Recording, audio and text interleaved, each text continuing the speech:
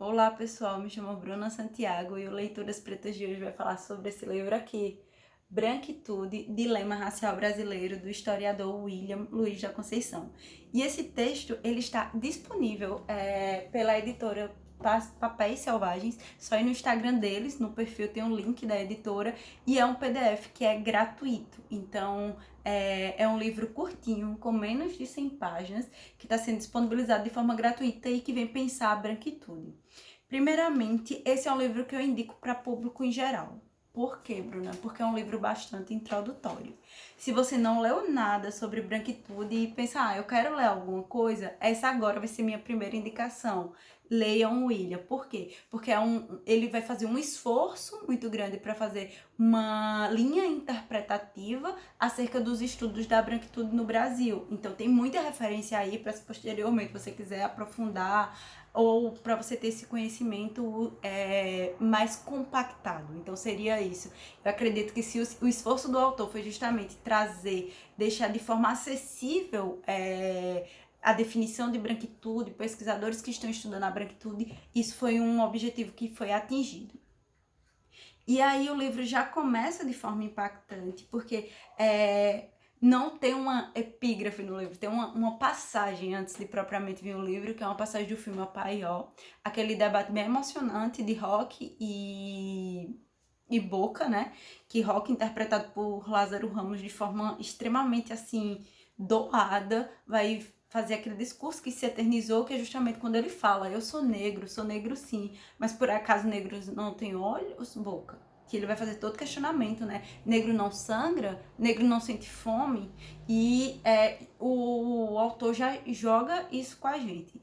Depois desse primeiro impacto, a gente tem um prefácio muito bom da Ilka Boaventura, que ela intitula Branquitude, a mais nítida face do racismo no Brasil e no mundo, e que eu achei bastante provocativo e interessante, que é justamente pensar o racismo a partir da branquitude, e não pensar o racismo como uma coisa atrelada assim, simplesmente, puramente ao negro, de forma simplista, mas sim atrelada ao branco, e como a branquitude contribui para a manutenção do racismo. E aí o que vai fazer todo um traçar desse racismo à brasileira, dos mitos acerca da cordialidade, como esse mito da democracia racial se dá no Brasil, né? E ela vai falar acerca dessa cordialidade que durante muitos anos foi um argumento de que não existia racismo no Brasil, e como a partir dessa cordialidade do brasileiro tem uma granguena, uma ferida, que seria esse racismo, né? Então, como isso é dissimulado. Então, essa dissimulação do brasileiro acerca do racismo. E aí é muito importante que esse prefácio já fala. Outro ponto que também está no prefácio e que é importante acentuar é a diferença entre negritude e branquitude, porque ela já traz logo, olha, branquitude não é o oposto de negritude. São contextos históricos diferentes que esses conceitos são calcados, e são experiências diferentes. Negritude vai ter um sentido histórico particular, vai ter um sentido de reconhecimento, de produção negra, de reconhecimento de si, principalmente dentro do movimento da literatura, e vai ter toda a sua construção. E branquitude não é por aí. Ela vai colocar que branquitude é um conceito elaborado a partir de um discurso ético, criado para desvelar certos processos e relações estruturais de dominação, para desmascarar a face oculta do colonialismo, que funciona como um operador da naturalização do branco. Então, é bem interessante quando a Ilka vem colocando esse papel colonial de naturalização do branco enquanto norma, porque ela vai pontuar que é a partir da problematização dessa normatividade instituída pela branquitude que se constitui esse conceito. E o que é que a gente tem de importante no livro? É justamente porque o William ele vai fazer uma relação entre modernidade, raça e Estado-nação. Calma aí, como assim?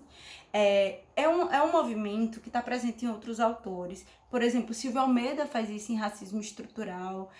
A Shirley Bembe também trabalha as raízes da modernidade, mas o William ele deixa de uma determinada forma bem ligadinho, de forma mais acessível como a modernidade criou a raça branca.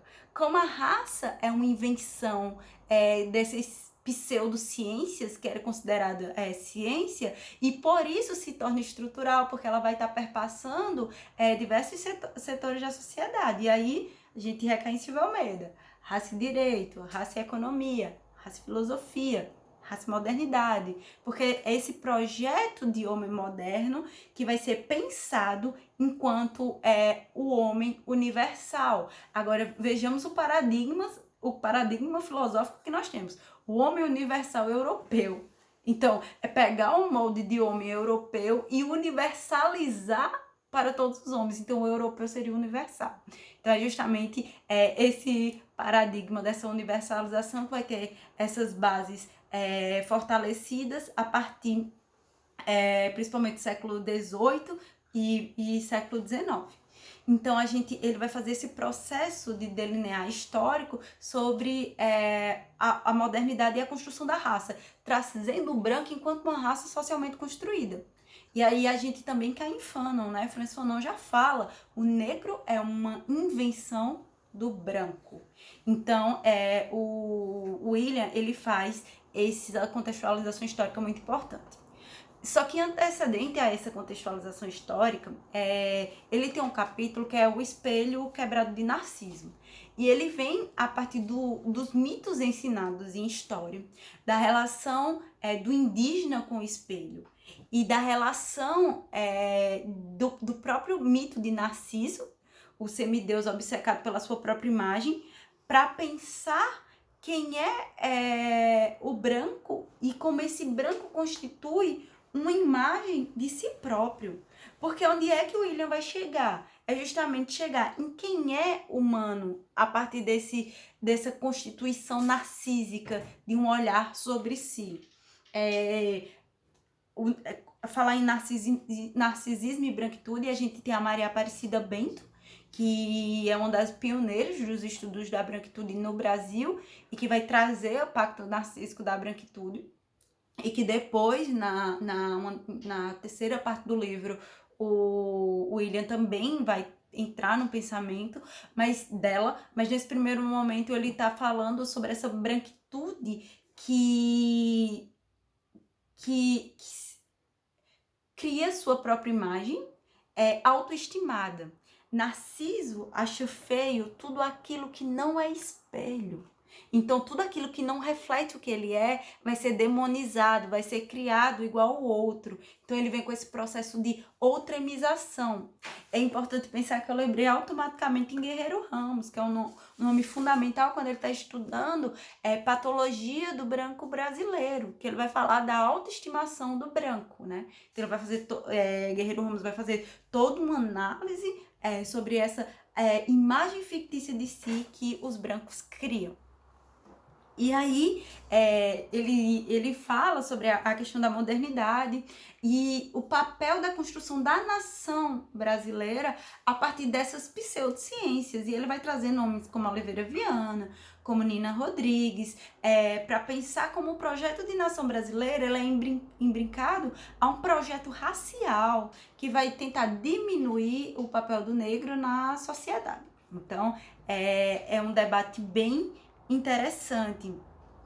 E ele perpassa para a branquitude como campo de estudos. Então, ele vai trazer as principais influências no Brasil sobre o pensamento crítico da branquitude. E aí ele entra um pouco na obra da Maria Aparecida Bento, fala sobre a questão do pacto narcísico da branquitude, desenvolve, explicita o pensamento da Maria Aparecida Bento, né? Fala sobre as concepções do historiador Lourenço Cardoso. Ele também vai trazer o pensamento do professor Lourenço Cardoso em cerca da branquitude crítica e a crítica. Depois ele vai trazer Alif Sovic e seus estudos em relação à branquitude e mídias. E Depois a Lia Weiner Schuckmann, que ele vai trazer os estudos da Lia Weiner e pensar a branquitude e situações de vantagens sociais, de privilégio. Então a gente vê que ele faz um esforçozinho para traçar uma interpretação bem interessante. É um método que eu acho muito interessante para a gente ter um panorama de tudo que está sendo elaborado no Brasil em respeito da branquitude. E por último, ele chega no último capítulo, que é Branquitude, a Brasileira, uma tragédia cotidiana. E esse título eu achei maravilhoso, excelente, porque vai pensar que toda essa construção histórica constitui um sujeito racializado que tenta estar em uma posição que anule a visão do outro sobre suas vantagens e privilégios. Só que isso, na prática, não se dá. Porque na prática a população negra está sendo violentada. Então ele traz o caso do menino Miguel, ele traz o caso do ministro Docatelli, como a mentira no currículo operou de forma diferente para um negro e opera para os outros ministros do bolsonarismo.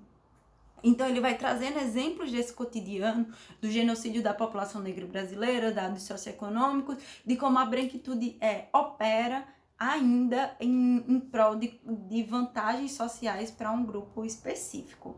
Então, assim, por que indicar esse livro? O livro é um apanhado, como eu coloquei no começo, é um esforço de interpretação, de uma linha interpretativa da branquitude. Então, o autor vai fazer essa movimentação de dizer assim, olha, a identidade branca existe, ela foi calcada, intelectuais negros e brancos já trabalham isso, estudos críticos da branquitude surge na década de 90 nos Estados Unidos. E aí vai estar se criando essa análise bem interessante. E ele traz as referências do Brasil, porque a gente tem que pensar a branquitude brasileira e suas particularidades. É fundamental pensar que existe uma branquitude no Brasil e pensar como ela atua, como ela age. E enfim, essa é a indicação de hoje. Aproveite e deixo o convite para o nosso curso também Pensando na Branquitude, em que eu também faço esse esforço interpretativo que eu encontrei tão sintetizado na escrita do William, sobre quem é a branquitude brasileira, origens e raízes históricas. E é isso, leiam o livro, é um livro muito bacana, que está disponível aí para todo mundo. E depois deem um feedback, para dizer o que acharam.